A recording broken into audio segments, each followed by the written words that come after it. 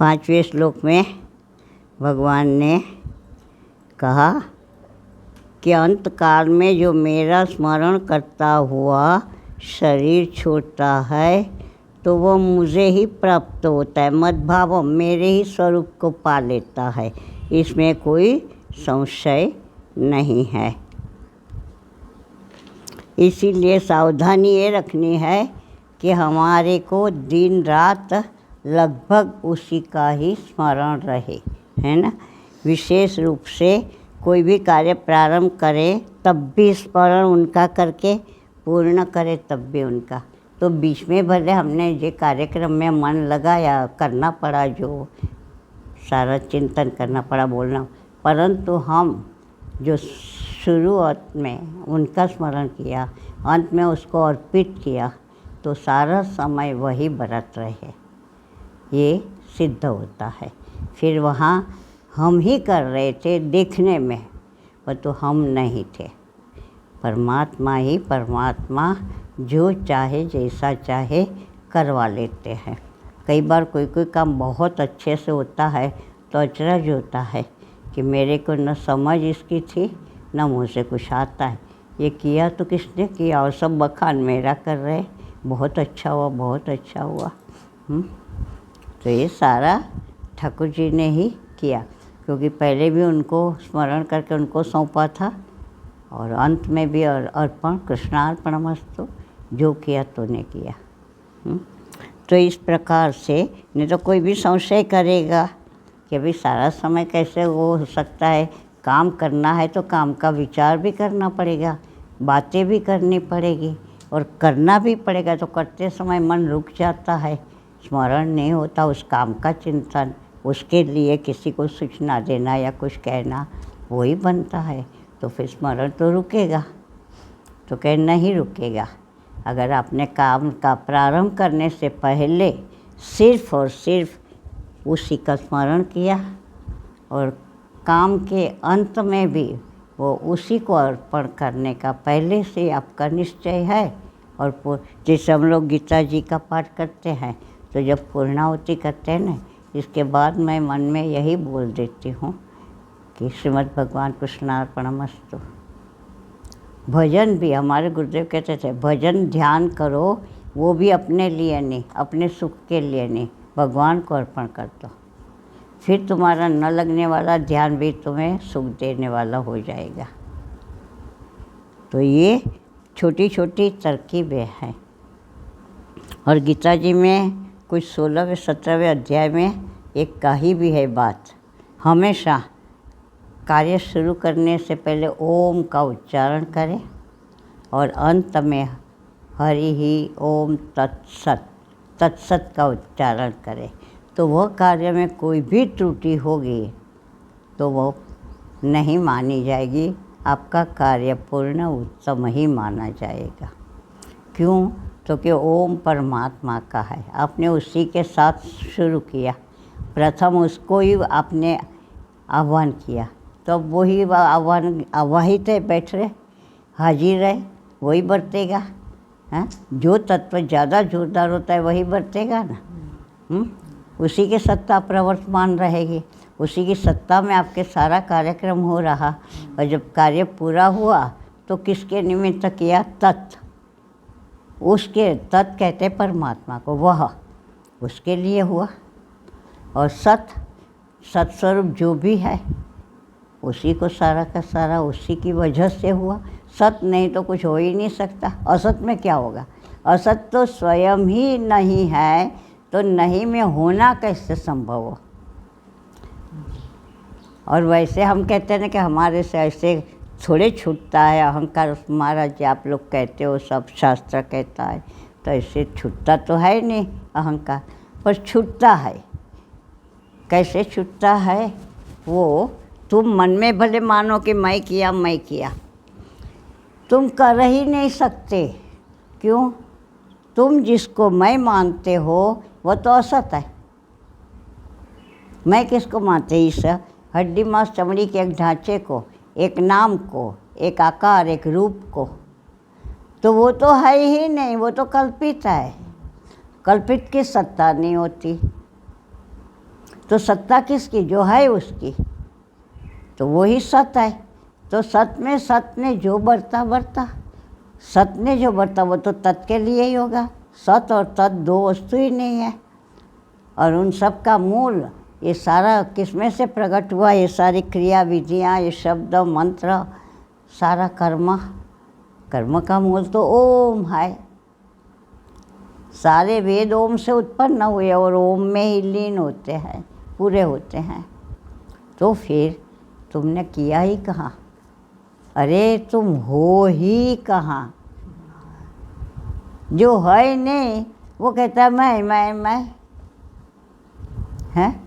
तो ऐसे बार बार ये बातें सोचनी चाहिए कि भैया हम कहते हैं कि ऐसे कहाँ छूटता है अहंकार। तो अहंकार किसका भाई?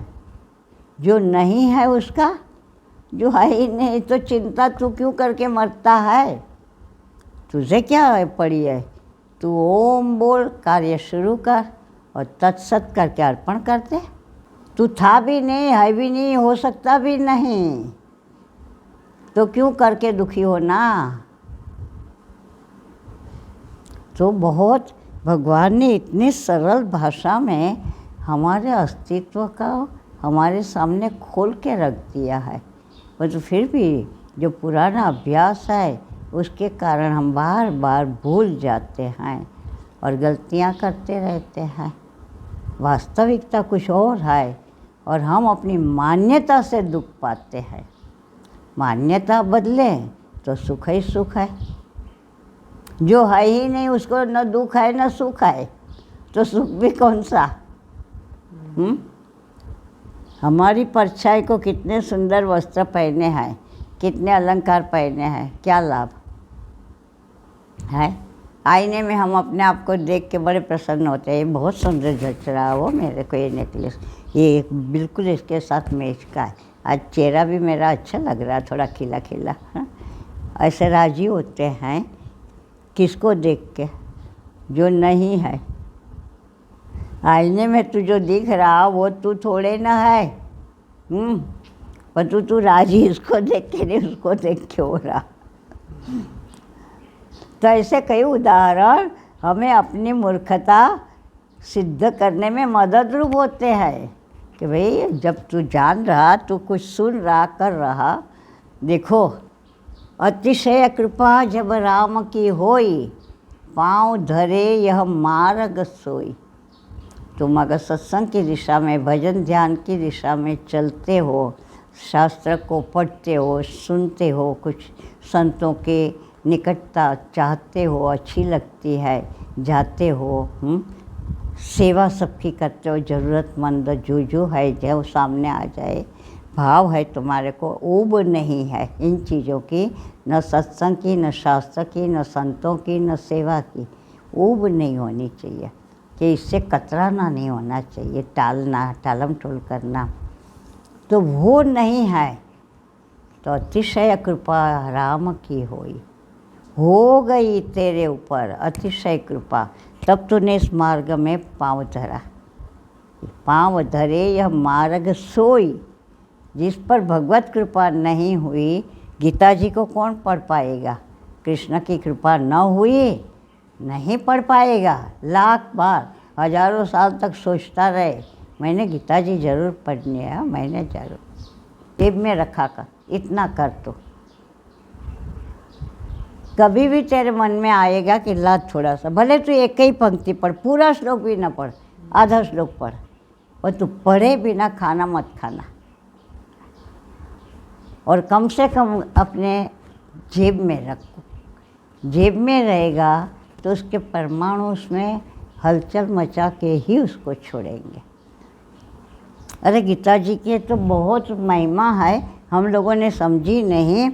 एक सच्चा प्रसंग मैंने पढ़ा था। एक भाई जो था कोई, तो बेचारा बहुत परेशान था। कहीं आते जाते ना, कहीं जब आ रहा होगा अपने काम से घर की तरफ, तो कोई खंभे के नीचे खड़ी थी रास्ते में एक औरत। तो कुछ इसने उसकी तरफ देखा होगा, तो उसने कहा मैं आ जाऊं? उसने कहा आ जाओ। मैं आ जाऊं? हाँ आ जाओ। तो वो गया, वो भी वहाँ पहुँच के वो भी, फिर वो तो प्रेत थी। अब वो तो भाई तूने कहा था आ जाओ, अब वो छोड़े नहीं इसको, नित्य ही इसकी तो ज़िंदगी खराब हो गई, क्योंकि प्रेतों को तो खून चाहिए, वो तो यहाँ वो मुंह लगा के खून नहीं चूसे। तो ये कैसे उससे छूटूं, कुछ उपाय नहीं मिलता था, दवाइयाँ करता था, अपने घिसता जा रहा था। तो एक दिन कोई दवाई लेके आया होगा वैद्य की दुकान से या कहीं और पंसारी के बाहर से, जो भी, तो वो उसने कागज़ में बांध के दे दी थी। वो पुड़िया उसने जेब में रख दी थी। जब वहीं से निकला तो उसने, वो जो औरत वहीं खड़ी थी, तू इसको फेंक निकाल के, तू उसको निकाल के फेंक। तो इसको सोचा, हाश कोई तो उपाय मुझे मिल गया छीटने, वो मेरे पास नहीं आ सकती, वो क्या निकाल, अरे तेरी जेब में जो है ना वो पुड़िया जो बनाई, वो कागज़ फेंक दे तो।